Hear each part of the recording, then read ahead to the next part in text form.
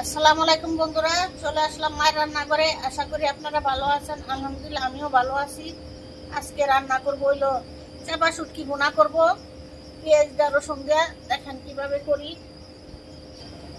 কড়াই বসাই দিছি, এখন তেল দিয়ে দিব। দিলাম রসুন পেঁয়াজ দিয়ে দিব।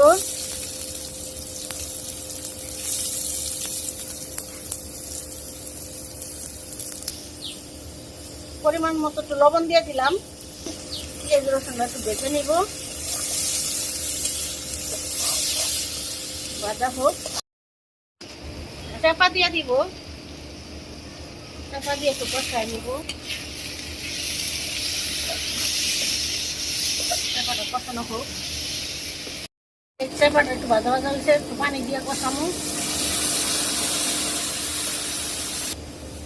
1 চামচ হলুদের ফাঁকি দিয়ে দিলাম, 1 চামচ মরিচের ফাঁকি দিব, আর কিছু দিব না।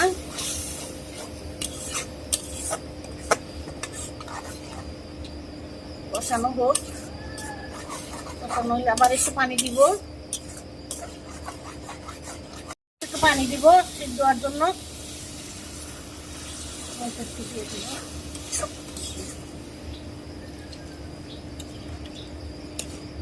আর কিছু দিব না, ডেকে দিব, দিয়ে দিব। কিছুক্ষণ পরে চলে আসলাম, লাড়া দিয়ে দিব। এখনো হয়নি, আর একটু হবে, ভাজা ভাজা হবে।